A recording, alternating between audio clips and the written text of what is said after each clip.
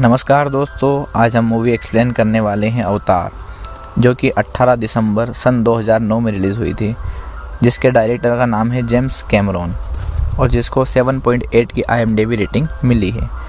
तो आइए बिना समय गवाए मूवी स्टार्ट करते हैं। इस मूवी की शुरुआत सन 2129 में होती है, जहां पृथ्वी काफ़ी तरीके से नष्ट हो चुकी है। यहाँ की आबादी लगभग 3 गुना और बढ़ चुकी है।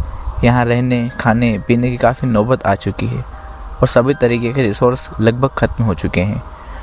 लेकिन फिर भी सन 2129 तक ट्रैवलिंग रिसोर्स काफ़ी ज़्यादा आगे बढ़ चुकी है और उन्हें चलाने के लिए काफ़ी ज़्यादा ऊर्जा की आवश्यकता होती है।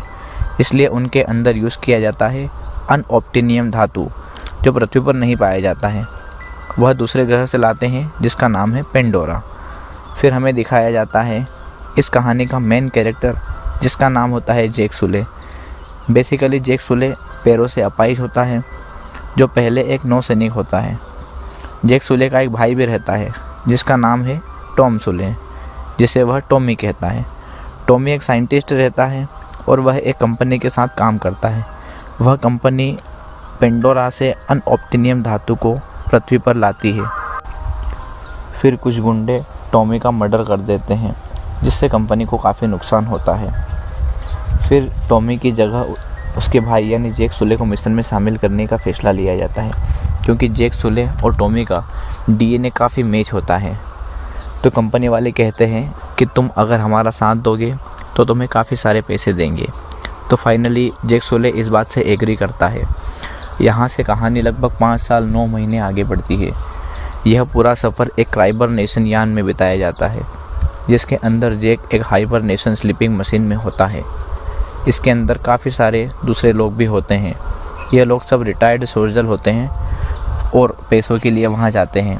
जैसे ये लोग पेंडोरा पर पहुँचते हैं तो इन्हें एक ऑक्सीजन मास्क दिया जाता है, क्योंकि पेंडोरा पर ऑक्सीजन नहीं होती है और मास्क नहीं लगाने पर जान का खतरा भी हो सकता है। फिर एंट्री होती है मेन विलन की, जिसका नाम होता है कोलोनल क्लूरेज, जिसे कर्नल कहते हैं। कर्नल एक स्पीच देता है और वह कहता है कि तुम्हें अपनी सेफ्टी खुद ही रखनी है, और कहता है कि यहाँ पेंडोरा का वातावरण, यहाँ की जीव पृथ्वी से काफ़ी अलग है। फिर उसके बाद जैक की मुलाकात नॉर्म से होती है, जो कि एक साइंटिस्ट होता है, जो कि अवतार बनकर पेंडोरा के लोगों से घुलता मिलता है।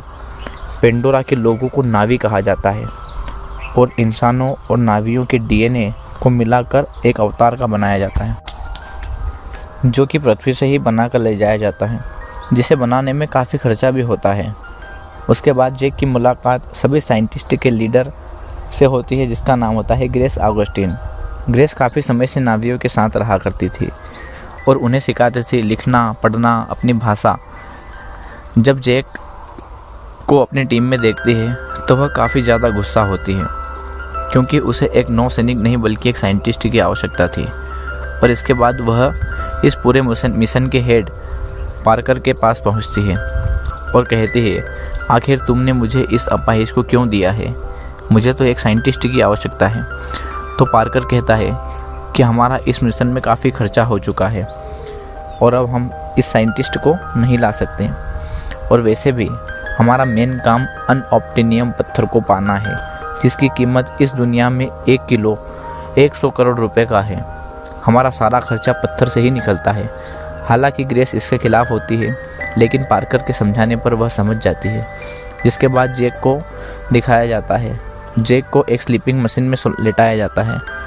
उसके बाद उसके सोते ही उसके DNA से बना हुआ उसका अवतार जागता है। मतलब जब इंसानी शरीर जागता है तो अवतार सो जाता है, और जब इंसानी शरीर सोता है तो उसका अवतार जाग जाता है। जब जैक का अवतार जागता है तो वह काफ़ी खुश होता है, क्योंकि उसमें उसके पैर बिल्कुल ठीक रहते हैं। वह डॉक्टर के मना करने पर भी खड़ा होता है और दौड़ने लगता है। फिर रात हो जाती है और सभी अवतार को सुला दिया जाता है, और फिर जैक का इंसानी शरीर जागता है। फिर अगले दिन कर्नल जैक को अपने पास बुलाता है और कहता है कि मैंने तुम्हारी रिपोर्ट चेक किया है। तुम काफ़ी बड़ी बड़ी जंग लड़ चुके हो। तुम्हें मेरा एक काम करना है, और अगर तुम ऐसा करते हो तो मैं तुम्हें तुम्हारे नए पैर लगवा दूंगा।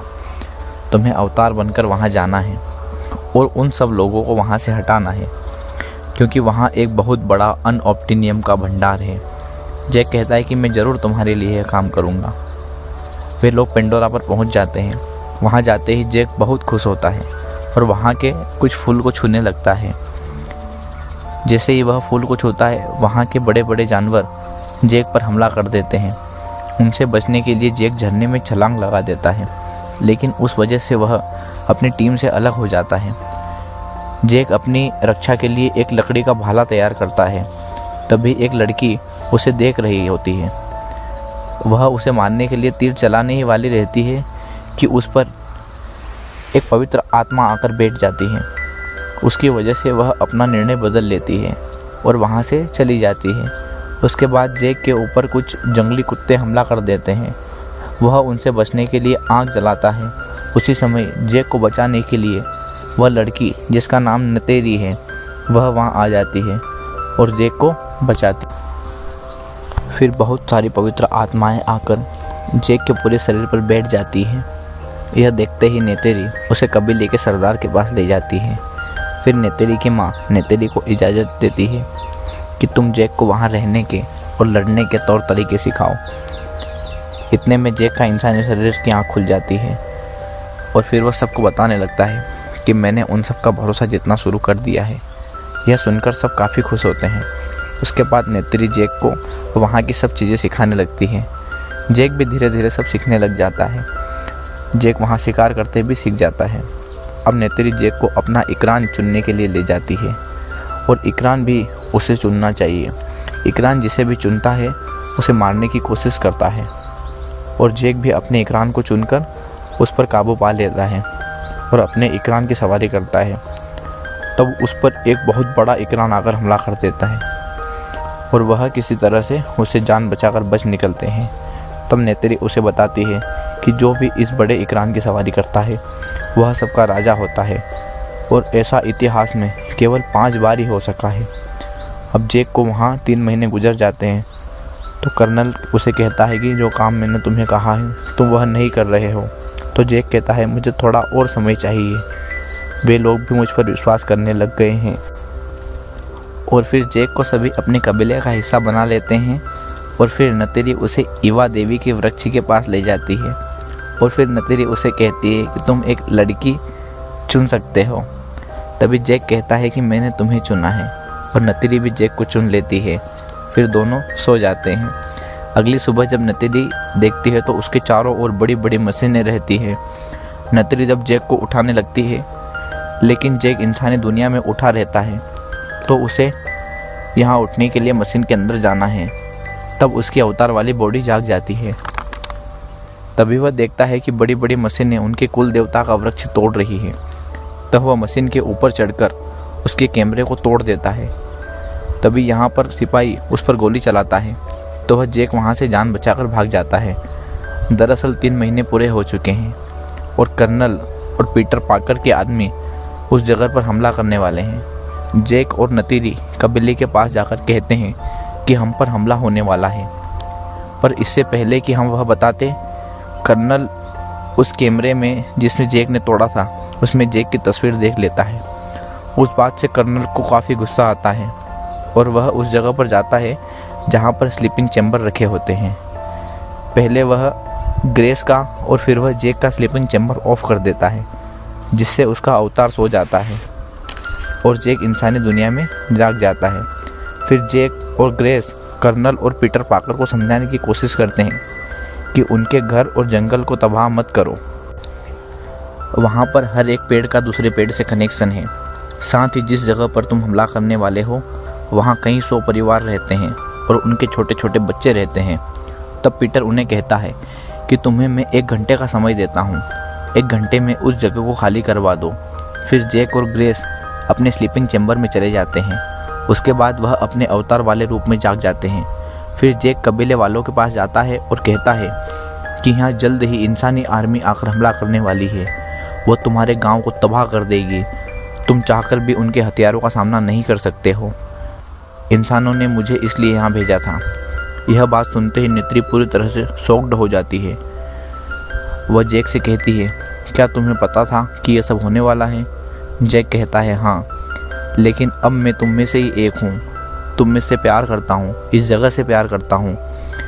तब नतीरी कहती है कि तुम हम में से एक कभी नहीं हो सकते हो, और नतीरी को बहुत गुस्सा आता है। इसके बाद ग्रेस को और जैक को बंदी बना लिया जाता है, और इसके बाद कबीले का जो सरदार है वह कहता है कि हम इंसानों का सामना करेंगे। वहीं कर्नल अपनी पूरी फौज लेकर उनके गांव तक पहुंच जाता है। यहाँ पर एक बहुत बड़ा विशाल पेड़ होता है। इससे बड़ा पेड़ इस पूरे प्लानेट पर कहीं भी नहीं होता है। फिर कर्नल देखता है कि जैक को और ग्रेस को बंदी बना लिया गया है। तब वह समझ जाता है कि इन लोगों ने उनकी बात नहीं मानी है।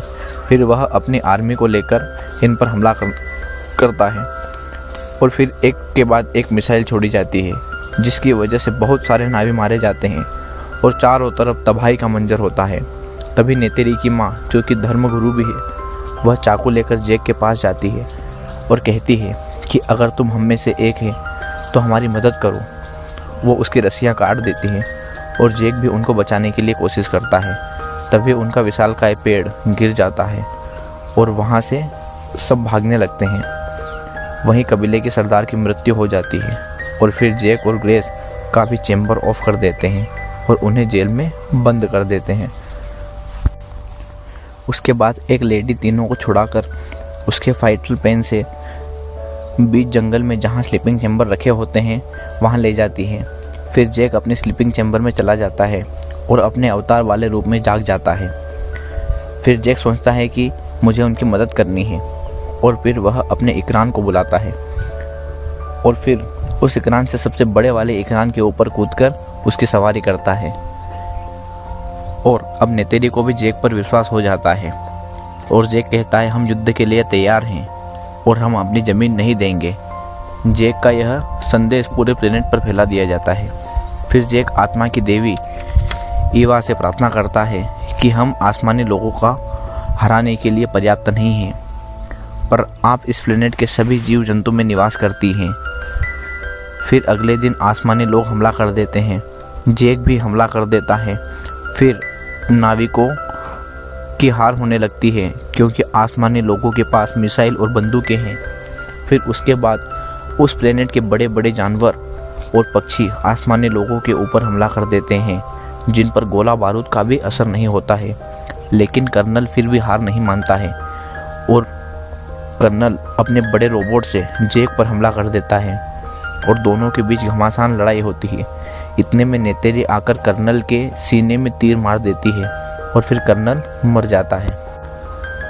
और फिर सभी इंसानों को वापस धरती पर भेज दिया जाता है, और कुछ लोगों को यहाँ रहने की इजाज़त दी जाती है। फिर जैक के इंसानी शरीर को और उसके अवतार वाले शरीर को आत्माओं के पेड़ के पास लाया जाता है, और आत्माओं के पेड़ से प्रार्थना करते हैं, और जैक का शरीर हमेशा के लिए अवतार बन जाता है। इसी के साथ यह मूवी समाप्त होती है। आपको यह मूवी कैसी लगी कमेंट सेक्शन में अपनी राय ज़रूर दें। Please subscribe my channel, like, share. Thanks for watching.